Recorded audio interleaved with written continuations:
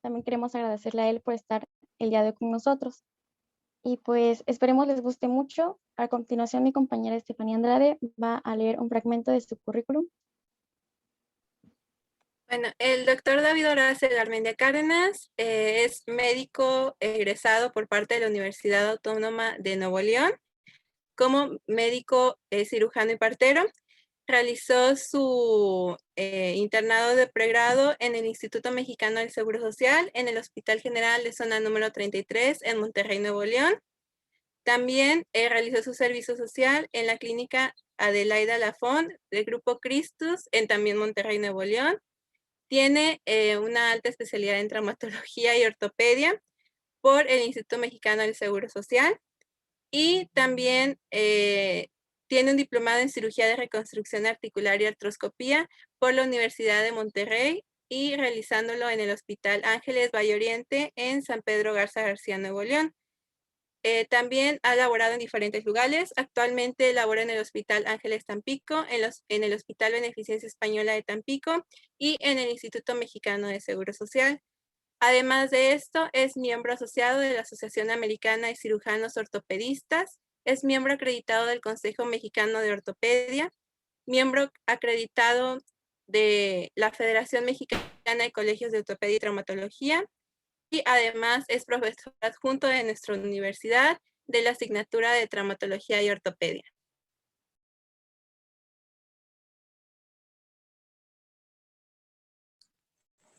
Muchas gracias.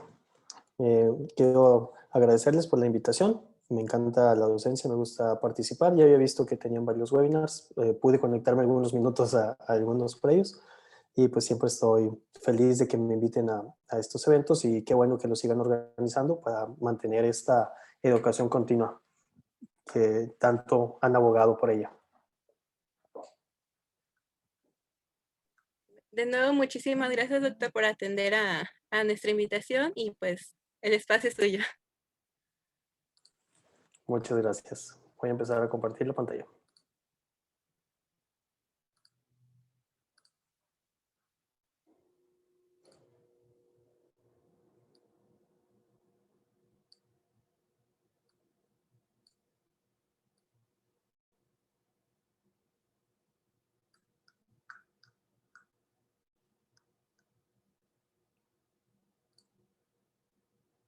Muy bien, pues el tema que vamos a revisar esta noche es actualizaciones en el manejo de la artritis séptica. Decidí llamarlo así. ¿Qué hay de nuevo en la artritis séptica para este año 2021? ¿Qué cosas siguen siendo vigentes? ¿Cuáles cosas ya van a quedar en desuso? Y en ambos casos saber por qué y por qué no. Como ya me presentó Estefanía, yo soy el doctor David Garmendia Cárdenas, traumatólogo ortopedista y con cirugía, una especialidad en cirugía articular y cirugía artroscópica. Muy bien, entonces la agenda de esta noche vamos a partir pues, de los principios básicos, definir qué es la artritis séptica, cuáles son los principios tanto del tratamiento como del diagnóstico, cuál es la clínica clásica en este cuadro infeccioso, cómo se realiza el diagnóstico certero, en qué consiste el tratamiento y en qué debe estar encaminado. Vamos a ver a manera de resumen algunas conclusiones y al final dejamos un espacio si surgen algunas preguntas en el auditorio. Empezamos pues por la definición de artritis séptica. La artritis séptica se presenta cuando existe una inoculación de microorganismos patógenos en una articulación sinovial. Esto lo vamos a entender que puede pasar en cualquier articulación del cuerpo, por más pequeña que sea. Hay artritis sépticas en las metacarpofalángicas, en la muñeca, hay artritis séptica en la esternoclavicular, y pues obviamente los casos más conocidos son artritis séptica en la cadera, en el hombro, en la rodilla, en el tobillo e incluso en el codo. El mecanismo por el que estos patógenos pueden entrar a la articulación, generalmente los dividimos en tres grandes grupos. La inoculación directa, esto es cuando presentamos algún tipo de traumatismo directo en la articulación o incluso alguna herida punzante o cortante que penetra y permite que las bacterias lleguen directamente al espacio o la cavidad articular, que se repliquen y que causen una infección. Por contigüidad, esto es cuando tenemos un foco infeccioso en algún punto, ya sea dentro del hueso o en los tejidos blandos, que por cercanía se pueden discurrir y llegar hasta dentro de la articulación, y al llegar a la articulación, pues los patógenos oportunistas se empiezan a replicar y causan la artritis séptica.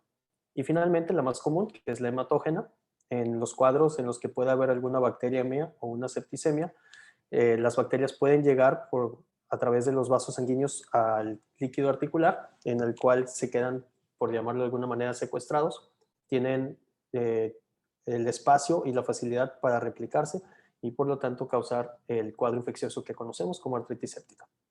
Aquí lo más importante a recalcar desde el punto de vista ortopédico es que la infección es condrotóxica. Esto quiere decir que todos esos mediadores de inflamación que son liberados tanto por la reacción la reacción inmune, tratando de responder a esta infección, así como las mismas bacterias y sus mecanismos de infección y de virulencia local, destruyen al cartílago. Nosotros en la residencia solíamos llamarle así. En una artritis séptica, el tiempo que pasa es cartílago que se puede perder y por lo tanto, tanto para nosotros como para las guías internacionales, representa una verdadera urgencia ortopédica. Para todos aquellos que llevaron clase conmigo, pues saben que se consideran 4 grandes urgencias ortopédicas y esta es una de ellas. La edad de presentación, pues es variable. Esta es una afección que se puede presentar en cualquier momento de la vida y va a haber personas que van a estar más predispuestas que otras. Usualmente lo dividimos en 2 grandes rubros, en la artritis séptica pediátrica y la del adulto. La artritis séptica pediátrica se puede presentar desde el periodo neonatal, en el momento del parto o en el momento de la cesárea, cuando tenemos productos que vienen pretérmino o que necesitan algún tipo de intervención. Entre ellos, el principal factor de riesgo reconocido es la cateterización del cordón umbilical. Después, en la infancia, cualquier niño está sujeto a caídas, a traumatismos o a alguna infección respiratoria que también pueda llevar inoculación de bacterias a las extremidades o a las articulaciones. Y eventualmente, cuando el paciente pediátrico llega a la adolescencia y ya lo podríamos considerar adulto, empieza la vida sexual activa y es en donde también tenemos un pico de incidencia en la artritis séptica gonocócica. En general, nosotros consideramos que el paciente pediátrico es un huésped que usualmente es inmunocompetente. Es raro que el niño tenga algún factor de riesgo identificable, pero claro, existen casos en donde hay algún tipo de enfermedad congénita o de alguna hemoglobinopatía que predispone a las artritis sépticas. Y bueno, ya no es tema de hoy, pero son cosas que tenemos que considerar. En cambio, en el adulto, usualmente es fácil identificar factores de riesgo. El adulto inmunocompetente es raro que llegue a tener una infección, salvo en las inoculaciones directas o en las heridas penetrantes. Entre los factores más reconocidos son los usuarios de drogas intravenosas. El tabaquismo también contribuye a que haya una disminución en la respuesta inmune dentro de las articulaciones y definitivamente pues aquellos pacientes que sufren algún tipo de inmunosupresión, ya sea adquirida o congénita. También vamos a ver que hay patologías que predisponen a las infecciones, como pueden ser endocrinológicas, metabólicas o hematológicas. Para los fines de la plática de hoy, no podríamos hablar por separado de la artritis séptica del niño y del adulto.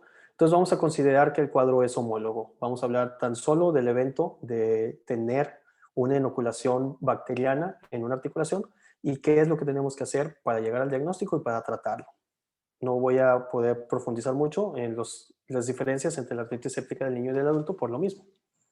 Cuando me pidieron presentar este tema, me gustó el abordaje que me sugirieron, hacer algo actualizado en el manejo de la artritis séptica.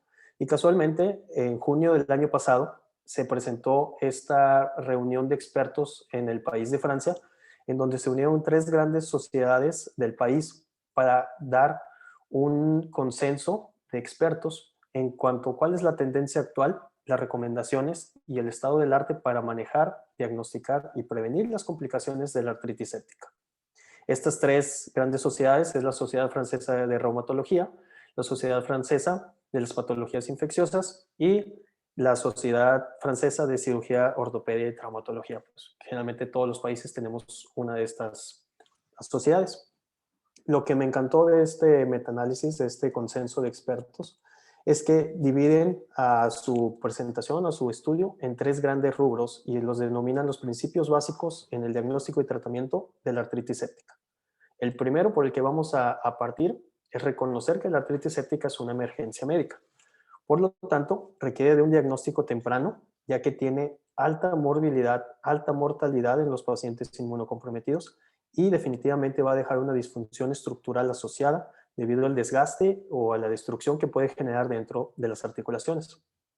La segunda primicia en el manejo de la artritis séptica es que primero debemos de lograr aislar el patógeno antes de empezar antibióticos empíricos. Esto es una práctica que antes no se consideraba. Ante cualquier sospecha de artritis séptica se daba el antibiótico empírico y después empezaba el protocolo de estudio.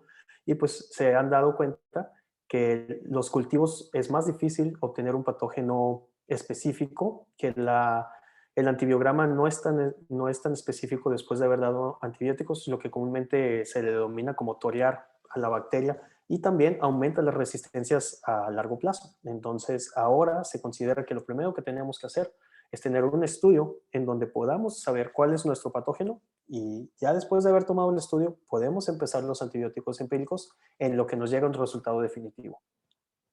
Y finalmente, pues el manejo, si consideramos que es una emergencia, se debe de instalar lo más rápido posible.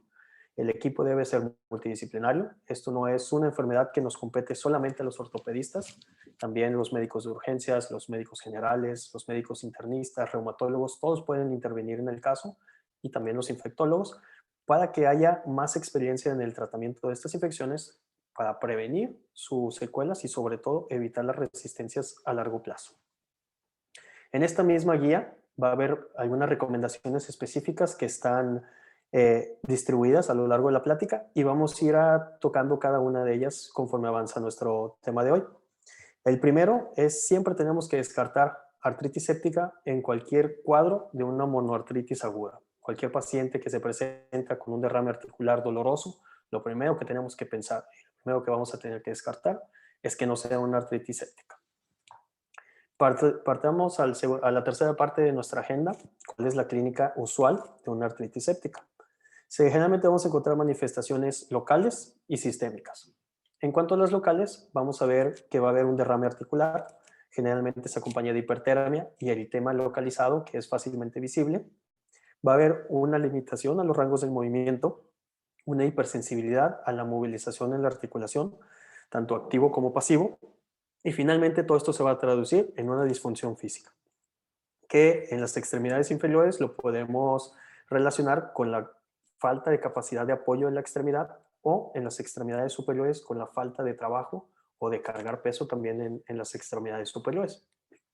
En cuanto a las manifestaciones sistémicas, generalmente se va a acompañar de un ataque al estado general, se manifiesta con fiebre o febrícula, los signos clásicos de astenia, adinamia, irritabilidad en el caso de los pacientes pediátricos. Si esto evoluciona y el paciente no tiene buenas defensas, puede llegar a presentarse un cuadro franco de sepsis que conlleva a una falla orgánica múltiple y en la última instancia y la peor complicación de todas podría ser la muerte del paciente. Entonces, cada vez que tengamos algún problema de alguna afección articular donde hay una disfunción y que es aguda, lo que estamos obligados a descartar en primera instancia va a ser que sea una artritis séptica. Tanto en los cuadros clásicos de los niños con las artritis sépticas en las caderas, como en las actitudes que ya conocemos, en flexión y resistencia a la manipulación, o este otro caso de un señor con una artritis séptica del hombro, que no es muy común y que más adelante vamos a profundizar el caso de este señor. Perdón. En nuestro siguiente punto de la agenda, vamos a ver, ahora sí, entrando de lleno al tema, qué estudios de laboratorio necesito para saber si esto es una artritis séptica o no, para ayudar a mi juicio clínico a encaminarse hacia tomar una decisión. Muy importante, el examen y el cultivo del líquido sinovial. Vamos a ver cuál es la efectividad actual del hemocultivo. Necesitamos saber también criterios de seguridad para poder estratificar a mi paciente, saber si es un paciente de riesgo que se me puede complicar. Y finalmente, cuál es el papel de la imagenología en la artritis séptica. Entrando al tema de los laboratorios y siguiendo las recomendaciones de esta guía, definitivamente tenemos que solicitar laboratorios completos que incluyan la biometría hemática, química sanguínea, electrolitos séricos, tiempos de coagulación, todo esto pensando que esto es un padecimiento posiblemente de resolución quirúrgica y que necesitamos ir poniendo en condiciones a nuestro paciente para entrar al quirófano. Tenemos que incluir la BCG, la PCR y la procalcitonina como también un reactante de fase aguda que nos ayuda a definir el estado séptico o no. Aquellos de los estudiantes que se encuentren presentes, que llevaron clase conmigo, sabrán que les puse mucha lata con los criterios de Kocher, que son los criterios diseñados por el doctor Kocher en 1999 para aumentar la sospecha clínica de artritis séptica en la cadera del paciente pediátrico. Es algo circunscrito, pero debido a que tuvo una buena aceptación y que tiene una buena reproductibilidad, se ha llevado a cualquier tipo de artritis séptica y eso nos ayuda a fundamentar nuestra sospecha clínica. Entre ellos se miden 4 parámetros, que es la fiebre, que por sí sola ese es el parámetro más importante de los 4 de Kocher, mayor de 38.5 grados. Tenemos la cojera o la imposibilidad de caminar o el apoyo. Si el paciente no apoya todavía, pues es la resistencia a la manipulación de su extremidad. Y si es una extremidad que no carga peso, es el dolor o la resistencia a la movilización pasiva por parte del explorador. La BCG, que esté arriba de 40 milímetros por hora, y la leucocitosis mayor a 12.000 leucos. Sin embargo, a lo largo del tiempo, ya tiene pues casi 22 años de que salió el estudio, se dieron cuenta que no siempre se hacía el diagnóstico con los criterios de Kocher y había cuadros muy sospechosos que no cumplían los criterios o cuadros que tenían todos los criterios y no eran artritis séptica. Y sobre todo cuando se asociaba patógenos de baja virulencia, como puede ser el Klebsiella kingae, que no puede dar una leucocitosis tan franca y un paciente no tan séptico, pero sin embargo sigue siendo una artritis séptica. Por lo tanto, se hizo una revisión de los criterios de Kocher a partir del 2006, en el cual se quiere incluir a la PCR como un criterio agregado o extra a los criterios de Kocher. Por sí solo, la PCR sigue siendo el criterio diagnóstico aislado más importante. En el evento poco probable donde solamente se pudiera solicitar un estudio de laboratorio, solicitaríamos la PCR para saber si estamos ante una infección o no. Los rangos de PCR es importante conocer el rango que utiliza el laboratorio al que nos está reportando, porque algunos laboratorios usan 2 miligramos sobre decilitro, algunos otros laboratorios usan 20 miligramos sobre litro, entonces nada más hay que conocer el parámetro para no caer en un error de interpretación. Y a partir del 2006 se ha propuesto esta modificación a los criterios para incluir la PCR, como vamos a ver a continuación. Y finalmente, el otro reactante de fase aguda es la procalcitonina, que no se considera tan factible porque no todos los centros lo tienen, sí tiene que ser un hospital mediano o mayor. El punto de corte en general para cualquier patología séptica es más de 0.5 nanogramos por mililitro e incluso las nuevas guías nos dicen que tenemos que tomar la procalcitonina sérica y compararla con la procalcitonina sinovial. Si la sinovial está más elevada, lo más probable es que sea una artritis séptica. Les digo, es algo poco común porque de por sí el estudio es costoso y en la práctica clínica pues uno no lo realiza. Este es el artículo, en el 2006, en donde se propone la modificación de los criterios de Kocher ante la sugerencia de los investigadores de, al pasar el tiempo y aumentar las resistencias bacterianas y también disminuir la virulencia de ciertos patógenos, los criterios de Kocher ya no siempre aplicaban al 100%. Ellos se dieron cuenta que del 99 al 2006 bajó la efectividad un 6% en el diagnóstico. Aún así, tener una sospecha del 93% creo que es algo importante, pero agregándole la PCR, la posibilidad de tener una artritis séptica aumenta casi al 98%. Entonces, si ya lo sabíamos que la PCR era un criterio aislado importante, si lo agregamos a los criterios de Kocher, pues nuestra sospecha diagnóstica va a estar mucho más fundamentada. Ahora pasemos al punto más importante en cuanto al tema de la revisión, que es el estudio del líquido sinovial. El líquido sinovial pues, es el líquido que se produce dentro de las articulaciones, que funciona como un lubricante natural entre el cartílago articular para permitir un movimiento fluido. El líquido sinovial es un líquido con mucha cantidad de proteínas y por lo tanto le da una cierta viscosidad similar a un aceite. Cuando nosotros tomamos una muestra de un líquido sinovial, tenemos que ver desde el aspecto más macroscópico, cuando nosotros lo obtenemos en nuestra jeringa, hacia dónde se puede ir orientando nuestro diagnóstico. En la imagen de abajo a la derecha vemos 4 tubos de ensayo con 4 muestras distintas de líquido sinovial. El de hasta la izquierda muestra el típico líquido sinovial que tiene un color amarillo pálido, translúcido, con poco o nulo sedimento. El segundo que tenemos es un líquido sinovial inflamatorio, usualmente presente en los datos de artrosis o de desgaste articular. en donde el líquido adquiere una coloración un poco más blanquecina, es mucho más turbio, no tiene sedimento, pero aún así se mantiene un tono entre amarillo y oro. Yo creo que por eso mucha gente decía que le sacaban el oro de las rodillas por el color que tiene.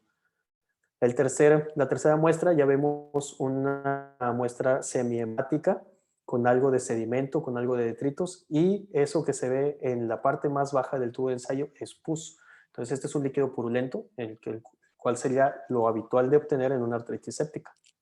Y la última muestra en nuestro último tubo de ensayo es una muestra de hemartrosis. Es un sangrado intraarticular en donde la sangre no puede presentar coagulación debido a la alta cantidad de proteínas que tiene el líquido sinovial. No se permite que se inicie la cascada de coagulación. Entonces es muy común que si un paciente llega con una rodilla distendida por una ruptura, por ejemplo, de un ligamento, y nosotros le hacemos una punción y obtenemos un líquido hemartrósico, este líquido no se va a coagular. Si el líquido se coagula, lo más probable es que no haya sido una punción exitosa y a lo mejor funcionado en un vaso o una vena. En cuanto ya tenemos nuestro líquido sinovial, lo que tenemos que hacer es mandarlo a estudiar al microscopio. Esto nos va a ayudar para ver si el líquido sinovial tiene presencia de neutrófilos, lo cual lo convertiría en un trasudado, en un exudado, y por lo tanto se considera infeccioso. La guía nos dice que es indispensable descartar la presencia de cristales. Como sabemos, hay enfermedades reumáticas como la gota, en donde hay depósito de cristales en las articulaciones y que esto puede asemejar una artritis séptica agudizada. Sin embargo, la presencia de cristales descarta una artritis séptica, pero se nos ayuda a aumentar el diagnóstico. Tenemos que hacer una tinción de Gram a nuestro líquido sinovial, pero a final de cuentas el estudio más importante es el cultivo, para lograr el aislamiento del patógeno que está causando la artritis séptica en nuestro paciente. ¿Cómo vamos a preparar nuestra artrocentesis? Este es el método habitual que yo realizo cuando tengo un paciente con un derrame articular. Tomo una jeringa que generalmente es de 3 o de 1 mililitro, en la cual primero voy a cargar lidocaína simple, no uso lidocaína compuesta cuando vamos a hacer una punción. Cargo con una aguja negra y después con una aguja hipodérmica hago un botón anestésico por donde voy a insertar la aguja más gruesa que va a hacer la punción o incluso un yelco si el derrame es a tensión. Para hacer la punción, usualmente ya utilizo una jeringa de mayor calibre, si está disponible la de 20, en algunos hospitales tienen disponibles las de 60, pues la verdad es lo más cómodo para puncionar lo menos posible al paciente y que sea también menos traumático para él. Tenemos que tener a la mano nuestros medios de cultivo, ya dependiendo del hospital en el que nos encontremos, pues va a ser el que esté disponible. Y usualmente el mejor lugar para hacer una punción por un derrame es en la bolsa suprapatelar de la rodilla. Nosotros, si trazamos la circunferencia de nuestra rótula, nos vamos 1 centímetro hacia proximal y 1 centímetro hacia inferior para encontrar un punto seguro por donde podemos ingresar nuestra aguja. En algunos casos, si no se puede hacer por el lado lateral de la rodilla, lo podríamos intentar por el lado medial. La verdad es incómodo porque tendrías que poner entre las piernas del paciente. Yo lo realizo cuando estamos haciendo una artroscopia, pues porque ahí el paciente está anestesiado. Aquí les pongo un ejemplo de una punción. Un paciente que tuvo un traumatismo llega con una hemartrosis a tensión, bueno, un derrame articular. Al momento de hacer la punción encontramos que hay hemartrosis, sin datos de infección, sin datos de calor local. Lo más probable es que se haya roto un ligamento. El caso específico de este paciente, pues se rompió el ligamento cruzado. Entonces, al momento, aquí ya hice mi botón anestésico, ya inserté la aguja de mayor calibre para poder hacer la extracción de líquido y usualmente lo que hago es, dejando el yelco dentro de la piel, se desembona la jeringa para tirar el líquido y volverla a embonar y volver a succionar. Si a alguno de ustedes les ha tocado hacer una punción pleural, un dato que nos dice que se ha evacuado suficiente líquido de la pleura es que el paciente empieza a toser. ¿Por qué? Porque las pleuras que estaban distendidas ya vuelven a tener contacto, esto irrita y el paciente lo interpreta como un reflejo de tos. En ese momento pues nos dicen que tenemos que sacar nuestra aguja. En este caso, el paciente empieza a sentir dolor. Cuando se va evacuando la rodilla y siente la aguja entre los huesos, pues sabemos que ya se evacuó suficiente líquido y ahí terminamos nuestra punción. Una punción a tensión usualmente tiene más de 60 mililitros de sangre. Lo normal en una articulación es de 3 a 5 mililitros. y en artritis sépticas puede oscilar entre 30 hasta 50 mililitros. Entonces, generalmente una artritis séptica sí está cerca de causar un derrame a tensión. Este es otro paciente, también sufre un evento traumático, cae sobre su rodilla y lo que llama la atención es la escoriación en la cara medial que tiene y el gran aumento de volumen. Sin embargo, pues a simple vista no se ve eritema, no se ven cambios de coloración y no había cambios a la temperatura local. Paciente también se le realiza una punción. Aquí vemos el abordaje suprapatelar lateral y en este paciente se obtuvieron dos tipos de muestra. Primero, se obtuvo la muestra de la derecha, que es un líquido seromático que provenía de la bursa prepatelar. Eso que él traía era citis prepatelar. Y además traía una hematrosis intraarticular por el golpe que tuvo. Entonces tenemos dos tipos de muestras distintas, ninguna de ellas infecciosa. Aquí les pongo una imagen de internet porque lamentablemente no tengo la foto de una punción séptica, pero más o menos así se puede ver un líquido sinovial infeccioso, muy similar a la piuria, y en los últimos momentos empieza a salir con un poco de sangre y entonces alterna con líquido hemático. ¿Qué es lo nuevo o qué es lo actual en cuanto al hemocultivo? Actualmente se considera que se puede solicitar si el caso es sospechoso, si no está tan orientado a una artritis séptica o yo quiero tomar el hemocultivo para descartar otro problema. La guía francesa ya nos dice que estos cultivos ya no son concluyentes, solamente van a ser positivos en 20 al 40% de las artritis sépticas. Entonces, si nosotros tenemos un hemocultivo negativo, no quiere decir que el paciente no tenga una artritis séptica. Por lo tanto, ya no se considera tan útil, o sea, la tendencia actual es no retrasar el tratamiento del paciente por tomar un hemocultivo. Si el paciente está en un pico febril y está esperando pasar a quirófano, se le puede tomar mientras eso no interrumpa su manejo. Y definitivamente sí es útil en los pacientes neonatos o en aquellos que tienen patologías hematopoyéticas. ¿Por qué? Porque nos va a ayudar a buscar patógenos más propios de las hemoglobinopatías. Tenemos que estadificar a nuestro paciente y para esto buscamos ciertos criterios de severidad. Lo que nos recomienda la guía francesa son los criterios de SOFA, que es el acrónimo de Sequential Organ Failure Assessment, y este nada más nos va a decir si mi paciente séptico tiene riesgo de mortalidad intrahospitalaria o necesito trasladarlo a cuidados intensivos. Este no es un diagnóstico de sepsis, o sea, yo supongo que el paciente está séptico cuando le estoy haciendo un score de SOFA. El score de SOFA que vemos a la izquierda es el score ampliado, en donde hay varios parámetros que hay que revisar para dar un cierto puntaje al paciente. El paciente que tiene más de 2 puntos se dice que su mortalidad aumenta desde un 3 hasta un 12%. Entonces, cualquier paciente que tiene más de 2 puntos de SOFA es un criterio para que yo sí empiece mi antibiótico terapia antes de haber funcionado o antes de haber obtenido un cultivo. ¿Por qué? Porque si no, el paciente se puede morir. También tenemos la nueva versión, el Quick SOFA o el SOFA abreviado, que es el que está a la derecha. Ustedes pueden tenerlo en su calculadora médica, en su celular. Y la verdad es que solamente consta de 3 preguntas. Y de igual manera, si hay más de 2 puntos, la mortalidad del paciente aumenta desde un 3 a 12 veces. Si es nada más un punto, pues el riesgo de sepsis es considerable, pero no pone en riesgo la vida. Cualquiera de estas dos herramientas a mí me sirve para saber si me puedo esperar a tomar el cultivo o necesito empezar mis antibióticos de manera inmediata. Otra manera de buscar criterios de severidad, en aquellos pacientes que llegan y tienen algún soplo en la auscultación, que tienen el antecedente que fueron operados de algún reemplazo valvular, ya sea con una prótesis valvular biológica o una mecánica, los pacientes que ya tenían algún tipo de estenosis o de insuficiencia, y los usuarios de drogas intravenosas. Vamos a recordar que las válvulas cardíacas están compuestas también de fibrocartílago. Entonces, los mismos patógenos que pueden alojarse dentro de las articulaciones también se pueden alojar dentro de las válvulas cardíacas. Y tanto es que el mismo grupo de los patógenos de la endocarditis infecciosa, del grupo ASEC, son los que usualmente causan artritis sépticas en los niños. Entonces, la guía nos recomienda que si nuestro paciente no tiene algún factor identificable, tenemos que incluir la auscultación cardíaca como parte de su evaluación y al momento de detectar el soplo, nosotros tenemos que solicitar un eco transtorácico para ver si hay vegetaciones en sus válvulas. ¿Por qué? Porque vamos a identificar dos problemas que nos están dando un cuadro en un solo paciente.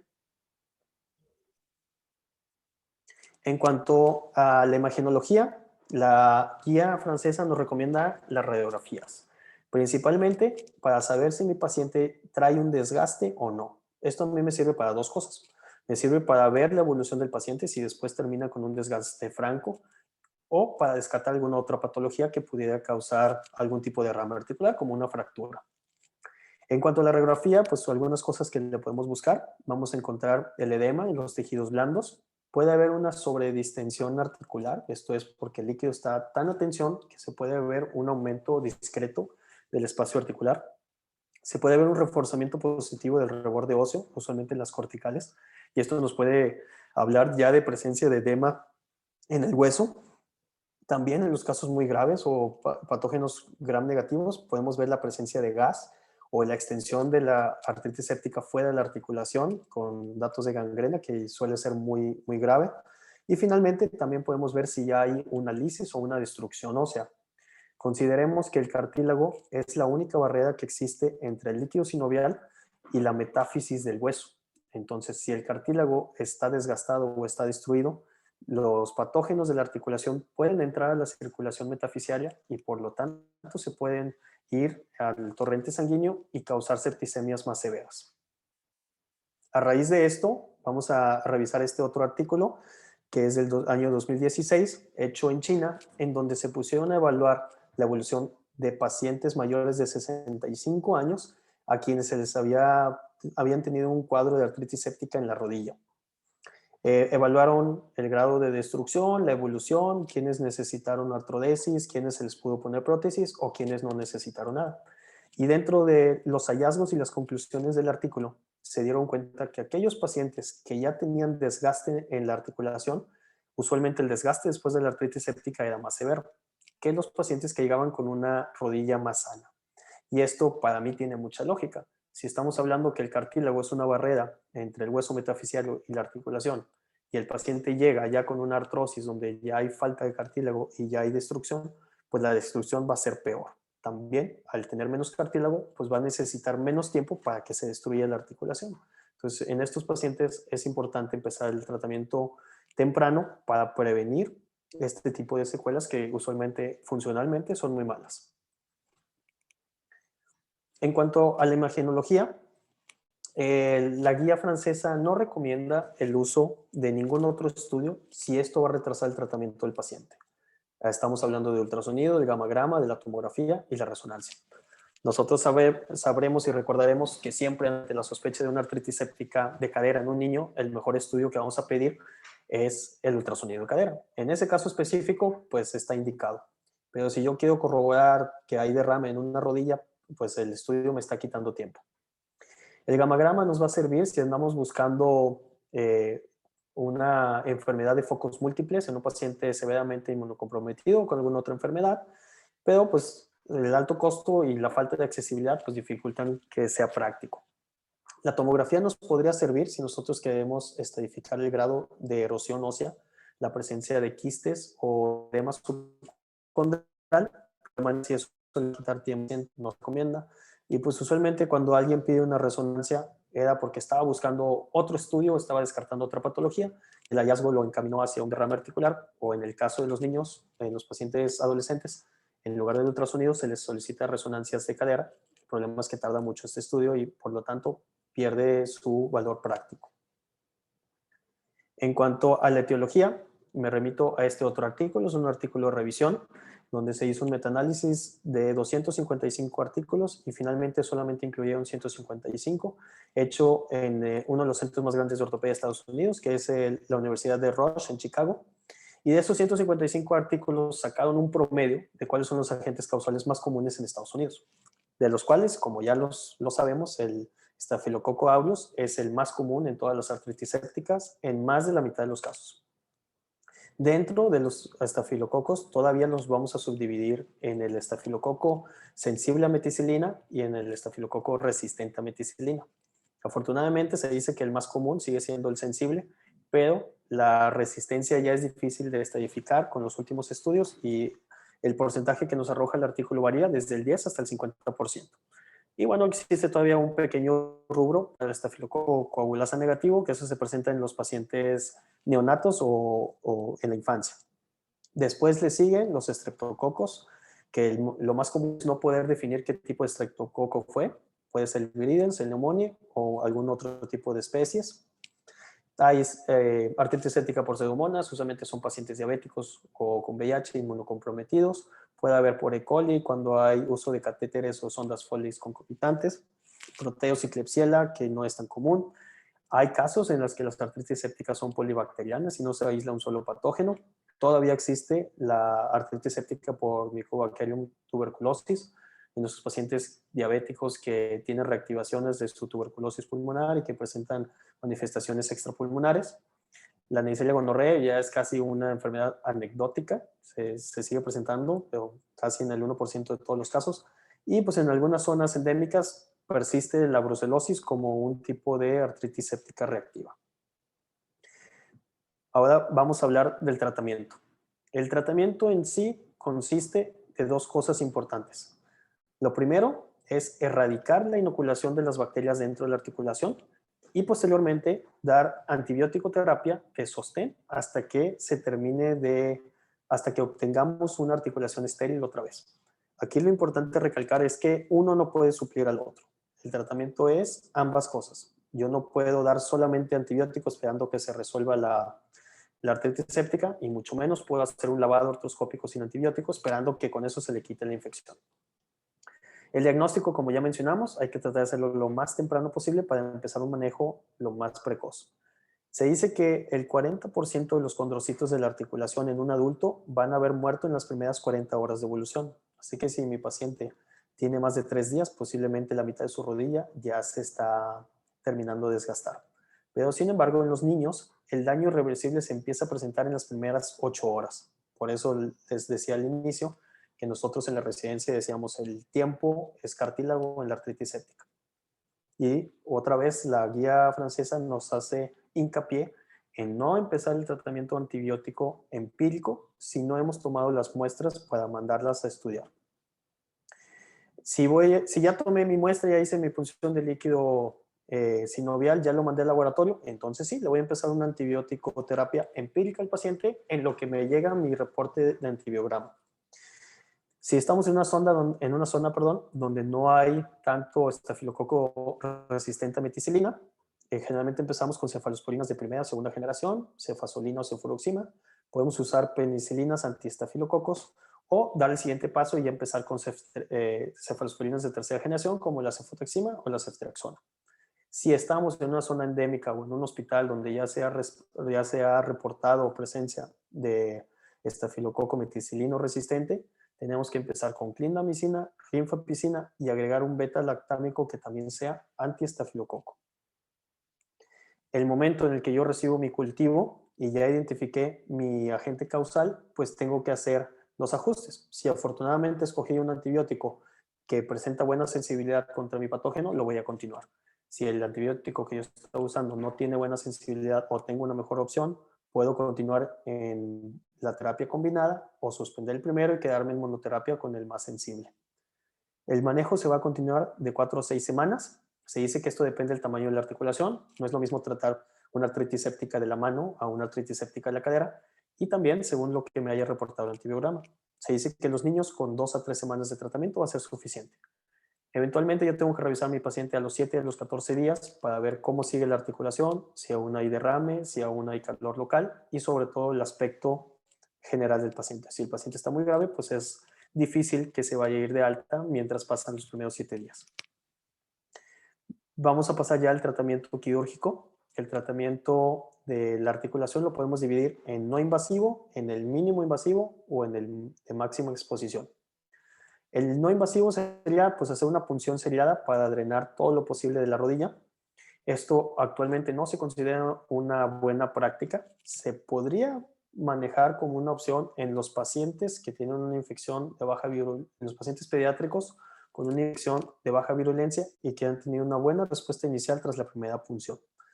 En todos los demás casos se va a preferir hacer una artrotomía parcial o total. Eso quiere decir hacer un abordaje abierto para abrir la cápsula de la articulación y poder evacuar la mayor cantidad de líquido infeccioso posible. Hay algunos abordajes que son parciales, hay algunos abordajes que buscan una exposición total. Ya depende de la experiencia del cirujano y también de las condiciones del paciente. Y tenemos la tercera opción, que es la mínimo invasiva, que es hacer una artroscopía para un lavado. Este es un lavado que se puede hacer por pequeñas incisiones, en donde pues, nosotros conectamos el sistema de irrigación normal en nuestro artroscopio y lo que hacemos es instilar una gran cantidad de líquido y evacuar una gran cantidad de líquido para hacer un lavado por arrastre. Lo que tengo que identificar son los factores de riesgo de mi paciente y qué tan inmunocompetente es. Si mi paciente está muy afectado, tiene datos de severidad, tiene alto riesgo de muerte, pues tengo que ser más agresivo. Si el paciente está respondiendo bien, a lo mejor puedo buscar un procedimiento menos invasivo. Y también tengo que saber cuál es su estado metabólico. Digo, estamos estudiando el paciente como un todo para tratar de obtener mejor resultado. Vamos a regresar al caso de este señor. Fue un masculino de 62 años que ingresa al área de urgencias del hospital del IMSS de aquí de la zona porque presentó deterioro neurológico y un ataque severo al estado general. Cuando ingresa, los signos vitales reportados es una frecuencia cardíaca 97 latidos por minuto, una frecuencia respiratoria 22, la presión arterial 112/66 y la temperatura en 36.9. Su saturación arterial por gasometría estaba en 78%, la presión parcial de oxígeno estaba en 43 milímetros de mercurio y el pH sanguíneo estaba en 7.33. En cuanto a su diferencial, los leucocitos 22.000 con una diferencial de 19.000 neutros, las plaquetas en 66.000, un poquito de anemia 11.25 con 35.6 de hematocrito, ingresa con una glucosa de 541, BUN elevado en 81, urea en 173 y la creatinina también en 3.36. También se advierte una hiponatremia a su ingreso, 120 de sodio, 88 miligramos de cloro y 3.5 miligramos de potasio. En los reactantes de fase aguda, cuando él llega se le solicita una PCR que está en 21.39 miligramos por decilitro con una ferritina de 2.700. La BCG no se le tomó el día del ingreso, llegó el 9 de diciembre, hasta el 10 de diciembre se la tomaron cuando yo se la solicité, el 55 milímetros de mercurio, y la procalcitonina también se la tomaron el 10 de diciembre, estaba en 37. Entonces vemos que es un paciente que tiene datos de sepsis, se ve que tiene una afección metabólica severa y sin embargo no tiene fiebre, no tiene taquicardia y no está hipotenso. Entonces es un paciente que a pesar de tener un cuadro infeccioso, por lo menos por laboratorio severo, sus signos vitales no lo están logrando compensar. Si le calculamos el SOFA a este paciente, tiene 4 puntos y eso que no tengo todos los datos para hacer el SOFA completo. Y el Quick SOFA me da una puntuación de 2. Esta fue la radiografía que se le solicitó al paciente, en donde se observa un enfisema subcutáneo que está disecando desde la articulación del hombro, la acromio clavicular, hacia el espacio entre el platisma y el esternocleidomastoideo y también entre el platisma y el pectoral, que es lo que vemos en donde están las flechas. Aparte, pues el paciente, a pesar de que no cooperaba para su estudio, al momento que tratábamos de moverle el hombro, pues se quejaba. Ante toda esta sospecha, pues el diagnóstico de artritis séptica estaba, como dicen por ahí, de camión. Se programa para realizarle un drenaje abierto del hombro. Yo lo revisé en la mañana, el procedimiento se realiza en la tarde. Se le hizo un lavado con 8 litros de solución fisiológica y el doctor que lo opera comenta en su nota que encuentra abundante material purulento a nivel de la articulación glenumeral. Este paciente se le dio un manejo severo con un triple esquema de antibiótico y sin embargo al momento de hacerle la cirugía del drenaje no se tomó una muestra para cultivo. Esta es la imagen a la mañana siguiente cuando me piden volver a revisarlo, donde vemos que hay todavía colección de líquido más proximal, más cercano al cuello, con un enrojecimiento más marcado. Esto fue ya el 10 de diciembre cuando yo lo revisé y para el día siguiente el paciente falleció. Entonces estamos ante una artritis séptica con un severo daño metabólico, con una severa afección metabólica, con un paciente que venía muy complicado. Y también aquí me sirve este caso para recalcarle que mientras más grande la articulación y más cerca esté del tronco, es más grave y tiene mayor afección, mayor riesgo de alta mortalidad. Entonces me refiero a las articulaciones del hombro, de la cadera, del pubis o de la esternoclavicular. Entonces, bueno, a este paciente se le hizo un drenaje abierto. Lo que nos queda saber es si vamos a hacer un drenaje abierto o un drenaje artroscópico. El lavado mecánico es parte indispensable del tratamiento porque aquí vamos a lograr arrastrar todos los patógenos que estén dentro de la articulación y todos los mediadores de inflamación y el resultado de la destrucción celular que queda adentro de la cavidad. También esto va a aliviar el dolor. ¿Por qué? Porque estoy evacuando una articulación que está a tensión y también voy a ayudar a quitar la contractura secundaria a la irritación de la cápsula. Lo que me queda a mí como cirujano es escoger qué tipo de abordaje voy a utilizar. Y lo importante es que no importa perdón, qué abordaje escoja, tengo que dejar un drenaje abierto o cerrado. Pues el drenaje abierto más conocido es el Penrose que vemos a la izquierda. El drenaje cerrado es como el que vemos a la derecha, es un sistema cerrado con un dispositivo de succión continua, que en este caso es como un acordeón, el famoso Drenovac. Entonces, por ejemplo, ¿cuáles son las ventajas de hacer un abordaje abierto? El abordaje abierto yo lo puedo hacer tan extenso o tan contenido como guste. Si quiero exponer toda la rodilla, como vemos en la imagen de hasta la derecha, se puede hacer. Poder introducir gasas en toda la superficie del cartílago, entre los ligamentos, entre los meniscos, para tratar de arrastrar lo mayor posible. O como en la imagen del centro, puedo hacer un abordaje más conservador, solamente una incisión parapatelar, a través de la cual yo pueda instilar mi líquido, evacuarlo y también introducir gases para hacer un cierto arrastre. En el caso de hasta la izquierda, pues en la cadera, ya también depende de la experiencia o la comodidad del cirujano. Hay abordajes laterales, posteriores, anteriores, dependiendo de cómo uno se sienta cómodo. Lo importante es poder llegar a la articulación, hacer un buen lavado con una buena exposición y dejar el drenaje al final del procedimiento. Ahora, ¿cuáles son las ventajas de hacer un lavado artroscópico? Pues este va a ser un abordaje mínimo invasivo en el cual yo puedo revisar y lavar la articulación. Puedo instilar una gran cantidad de líquido que me va a servir como un arrastre mecánico. Puedo revisar cómo está la sinovial y los tejidos dentro de la articulación y por lo tanto voy a minimizar el trauma a los tejidos blandos. O sea, no voy a hacer heridas que corten músculo, que corten a la grasa subcutánea y por lo tanto pues el paciente puede tener una evolución más favorable. Y esto sí se traduce en un mejor pronóstico funcional y también una mejor movilidad postquirúrgica. Aquí ponemos ejemplos, pues una artroscopía de hombro, artroscopía de rodilla, artroscopía de cadera, todos son válidos. Entonces vamos a la contraparte. Este fue otro paciente con una artritis séptica en la rodilla, paciente diabético de 52 años, que se le intentó hacer un lavado artroscópico, pero sin embargo, al día siguiente el paciente se presenta otra vez con gran derrame, con calor local en la rodilla y fue programado para hacer un segundo lavado, pero en esta ocasión se hizo abierto. Entonces, al momento de hacer el lavado artroscópico hay que tener mucha cautela de instilar una gran cantidad de líquido hasta que nosotros veamos líquido claro para poder dar por terminado el procedimiento, como vamos a ver a continuación. ¿Qué hay de nuevo en cuanto al manejo artroscópico? Pues la tendencia mundial el día de hoy es hacer el lavado por artroscopía. Se han hecho muchos estudios y se han tratado de hacer varios metaanálisis comparando la cirugía abierta versus la artroscópica y se han dado cuenta que cuando la primera cirugía de lavado articular es a través de artroscopía, el paciente requiere menos cantidades de reintervenciones.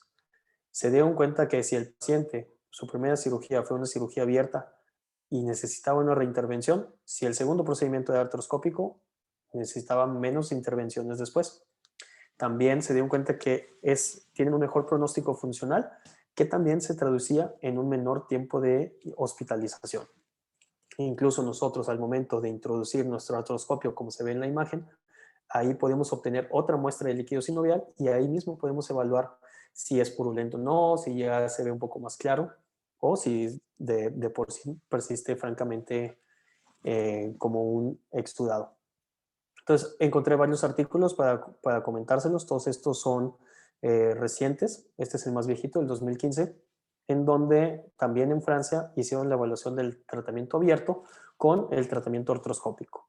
Y la conclusión fue que el procedimiento artroscópico actualmente es el procedimiento más adecuado para poder hacer una evacuación de las artritis sépticas nativas, o sea, las naturales. También se reconoció que el paciente que necesitaba un segundo lavado, si se hacía de manera artroscópica, generalmente tenía un mejor resultado. Este estudio es de hace 2 años. Se buscó la diferencia del tratamiento abierto versus artroscópico en niños con infecciones de rodilla y el resultado pues fue el mismo. En los pacientes pediátricos que tienen una artritis séptica de rodilla, la irrigación y el lavado artroscópico inicial fue más efectivo y más exitoso que cualquier otro tipo de lavado abierto. También los pacientes que tuvieron un primer lavado artroscópico tuvieron menos necesidad de reintervenciones, pudieron apoyar más rápido la articulación y pudieron moverla más rápido. Los mismos investigadores, las 3 mismas personas, hicieron otro estudio al siguiente año, ahora buscando el tratamiento artroscópico versus abierto en la rodilla del adulto. Y sus resultados pues, son los mismos. Cuando se compara la eficacia de los 2 métodos, el tratamiento artroscópico tuvo mucho mayor dato de éxito en la primera intervención. Y no solo eso, sino que cuando era necesaria una segunda o una tercera intervención, si eso era una artroscopía, se demostraba que el control del cuadro era más probable al hacerlo de manera artroscópica. Entonces vamos a ver cómo se vería una artroscopía normal. Este es un paciente de 22 años que ingresó por un problema en su rótula, por lo cual vamos a ver una articulación completamente sana, con un cartílago bien preservado, sin ningún tipo de inflamación, y solamente vamos a ver un poquito de hipertrofia sinovial en la parte derecha de la cámara en ese momento. Esto es como se ve usualmente una artroscopía sana, un paciente que no tiene destrucción, que no tiene una infección intraarticular. Y este es el caso de un paciente al que le hicimos un lavado artroscópico. Este señor ya tenía desgaste en la rodilla, 62 años, y radica en la ciudad de Victoria. Empezó con un derrame articular, empezó a tener dolor, lo estuvieron manejando con analgésicos, no mejoró el cuadro hasta que alguien le dijo, no, pues vete a Tampico, que te revise un ortopedista para que valore bien tu caso. Lo refirieron con nosotros, ya recomendado, y cuando lo revisamos pues nos dimos cuenta que no era un derrame inflamatorio, era un derrame séptico, y por lo tal lo programamos para realizar una artroscopía para un lavado articular. Entonces vamos a ver la gran diferencia entre una rodilla sana. Aquí vemos mucha hipertrofia sinovial con un líquido muy turbio que incluso dificulta poder enfocar las estructuras intraarticulares. Metemos nuestro rasurador con el cual vamos a ir quitando o debridando el tejido infectado, tanto la sinovial como parte del menisco y en este caso también el ligamento suspensorio de la jofa que se veía de mala calidad. Este mecanismo vemos cómo entra y sale el líquido, por eso las barbitas del cartílago se van de un lado a otro. Estamos lavando por pulsos, metemos líquido a presión y lo sacamos a presión para hacer el lavado. El paciente pues tenía dolor en la rodilla porque tenía artrosis, tenía un menisco roto, de una vez se lo regularizamos y al final del procedimiento colocamos el drenaje de manera mínima invasiva y ahí nada más lo evidenciamos a través de la cámara. Al momento que terminamos la artroscopía, pues el paciente se queda con ese drenaje cerrado y ese drenaje nos sirve para evaluar cómo va la evolución del líquido, si el líquido se sigue viendo purulento, si el paciente persiste con dolor o enrojecimiento en la rodilla, pues se programa para un segundo lavado. Afortunadamente, este señor con un lavado fue suficiente, se controló su cuadro, obtuvimos el cultivo, le dimos el manejo específico durante 4 semanas y ya no tuvo problema. Sigue con su desgaste, pero pues no se complicó más allá de ese cuadro. En cuanto al manejo postquirúrgico, nosotros podemos evaluar cómo va el gasto por el drenaje, como les digo, las características del líquido y sobre todo la cantidad de drenaje que hay. Y esto nos va a dictar si el paciente requiere ser reintervenido o no. Y esto lo vamos a ver cuando clínicamente sigue apareciendo una artritis séptica y el paciente pues sintomatológicamente no presenta mejoría. La guía hace mucho hincapié en esto, que esto es algo que también me tocó vivir en la residencia. Cuando nosotros teníamos un paciente con una artritis séptica, nos obligaban a ponerle la férula después del procedimiento. La inmovilización solamente se va a aplicar cuando el paciente tenga mucho dolor por una contractura capsular muy marcada. Si el paciente no tiene ese dolor o tiene alivio después de la intervención, no es necesario inmovilizarlo de ninguna manera. Y si se llega a inmovilizar, tiene que ser por un tiempo corto, un periodo menor a una semana, máximo 10 días. Al contrario de la inmovilización, tenemos que encarecerle al paciente que empiece con la movilización activa de la extremidad y la fisioterapia, incluso si es posible después del procedimiento. Y finalmente, ya que tenemos el resultado de nuestro cultivo, vamos a dar una antibiótico terapia específica de 4 a 6 o 7 semanas, dependiendo del patógeno, de la sensibilidad y la inmunocompetencia de mi paciente.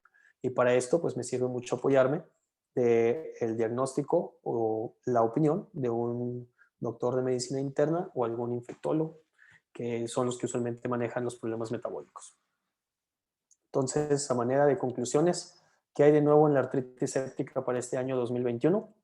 ¿Qué sí tenemos que hacer? Tenemos que sospechar siempre artritis séptica en cualquier caso de una monoartritis aguda.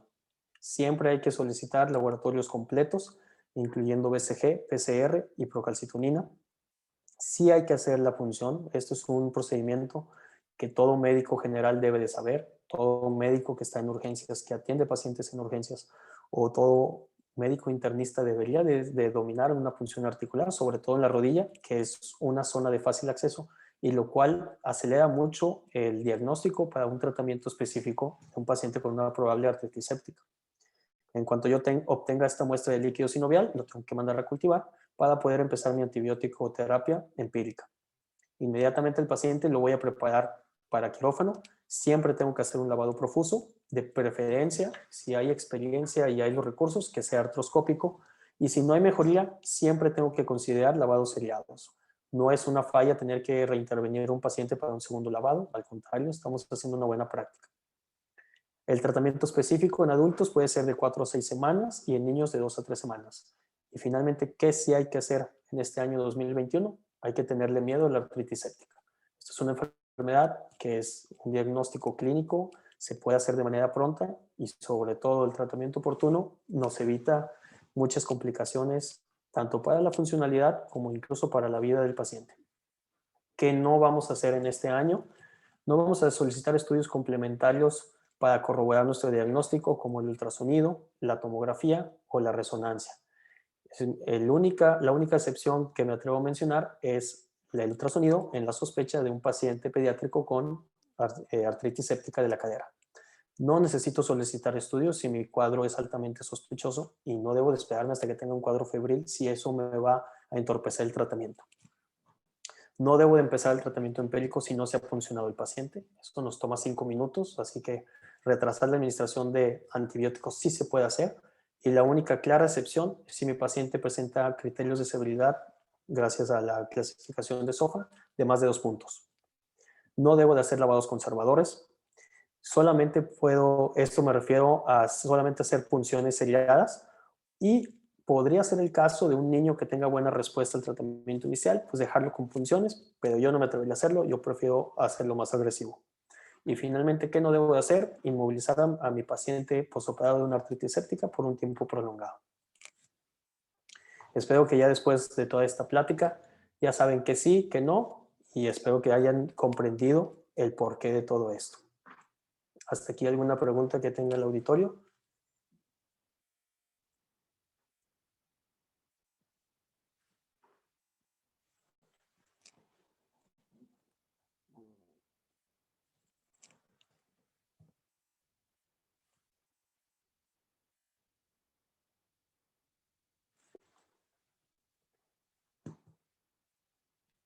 Doctor, tenemos una pregunta Sí, de, adelante. sí, nos pregunta que cuál es el tiempo estimado para el inicio de la destrucción articular y con cuánto tiempo se cuenta para el lavado quirúrgico.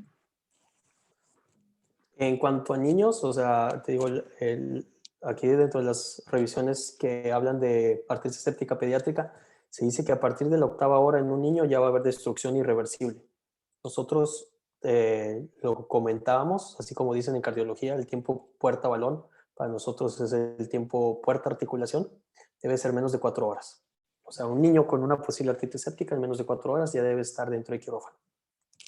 El adulto, pues teniendo una articulación más grande, con más cartílago, podría sobrevivir un poco más de tiempo, pero se dice que si en el adulto se entorpece más allá de 10 horas, ya puede haber una destrucción irreversible.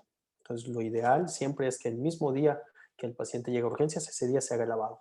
Digo, son de las pocas cosas que rompen con el protocolo de urgencias, si es de lo que nosotros traumatólogos siempre metemos inmediatamente quirófano, como las fracturas expuestas o los síndromes compartimentales o el problema de sangrado pélvico.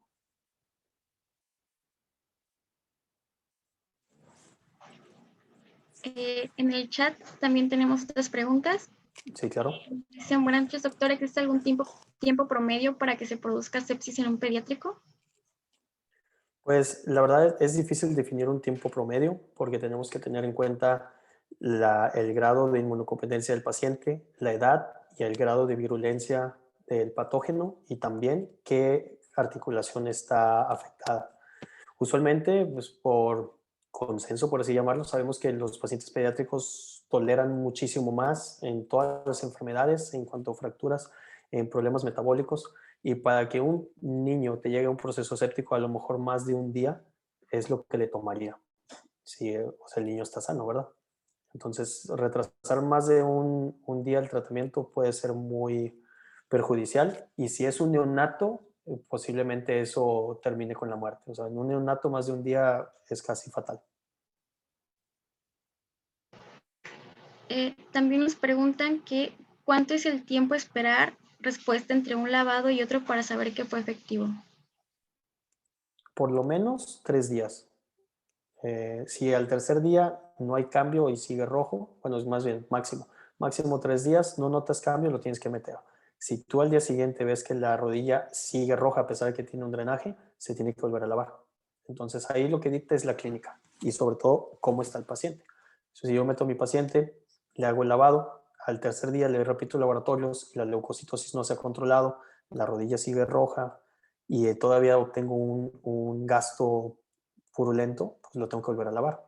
Si, por ejemplo, la rodilla ha mejorado, ya no tiene tanta sintomatología, pero no se ha controlado la leucocitosis, ya tengo que empezar a buscar algún otro foco infeccioso o una extensión de la bacteria que pudo haber surgido de la artritis séptica, porque pues es común que el paciente llega con focos múltiples y no necesariamente todos son articulares.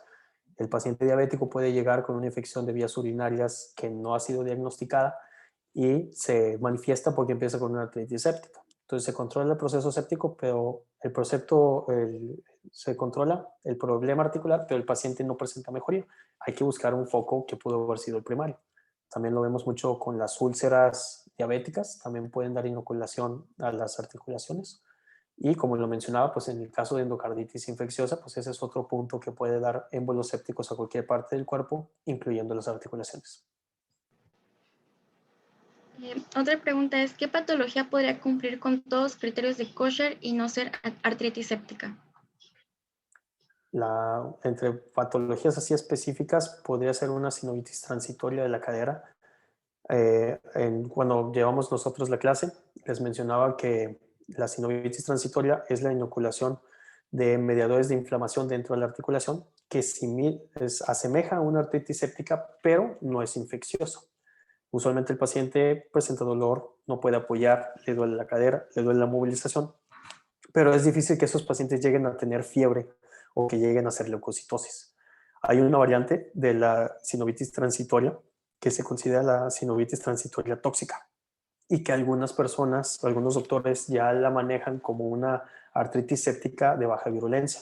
Y ese caso podría ser en donde tú no obtuvieras un cultivo positivo después de hacer un lavado en alguna articulación, pero el paciente sí haya tenido todos los criterios de kosher. Y lo que nos dicen actualmente en las clínicas es que tu medio de cultivo no fue suficientemente selectivo para algún patógeno de baja virulencia o poco común, o incluso en casos severos como diabéticos inmunocomprometidos, que pueda ser alguna micobacteria o que pueda ser algún hongo que no ha crecido en los medios de cultivo habituales. Entonces, para que tú tengas los criterios de kosher completos y que no sea una artritis séptica es muy poco probable. Su valor predictivo negativo es muy alto. Quedan dos preguntas en el chat. Una es, ¿se podría sustituir la clindamicina por vancomicina como tratamiento ante un estafilococo aureus meticilino resistente? En el caso de no tener la clinda, pues sí, se puede sustituir. Usualmente la banco, como es un antibiótico un poquito más antiguo, no tiene la misma sensibilidad ante el meticilino resistente. En todo caso, mejor incluye el beta-lactámico de nueva generación y cámbialo por rifampicina. La rifampicina sigue teniendo mucha efectividad contra el meticilino resistente y si no quieres usar el macrólido, mejor cambia la opción en vez de usar un macrólido de menor generación. Y la última es, ¿el manejo de estos pacientes con criterios de SOFA de alta mortalidad se lleva a cabo en piso o en UCI? Pues de hecho, el criterio de SOFA, o sea, la evaluación de SOFA te dice si el paciente tiene alta mortalidad, lo debes de pasar a cuidados intensivos. O sea, si tú tienes un paciente como este señor con 4 criterios de SOFA, él debería estarse manejando ya en cuidados intensivos. Entonces, el criterio de SOFA es para eso. ¿Mi paciente se puede morir? Sí. Entonces lo tengo que mandar a cuidados intensivos. Muchas gracias, doctor, por esta ponencia. La verdad fue una muy buena clase. Espero que haya Qué sido bueno. de mucha utilidad para todos los asistentes. Y antes de que se vaya, ¿podríamos tomarnos una foto con usted? Sí, claro.